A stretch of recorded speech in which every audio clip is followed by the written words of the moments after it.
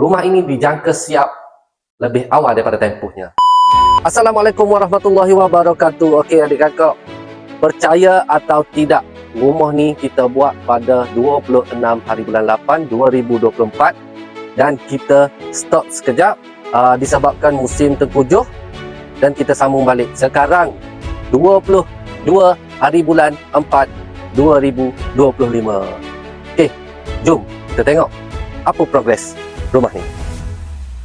Okey tuan-puan, rumah ini kesiapan progresnya adalah 75% dan apa yang paling menariknya, rumah ini dijangka siap lebih awal daripada tempohnya.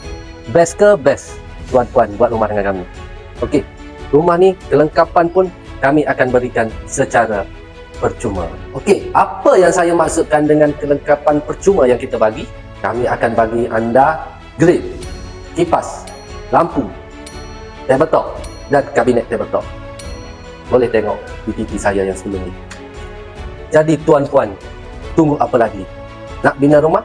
Ingat bina rumah? Ingat SZM Bina Gemilang. Boleh tekan link di bio kami.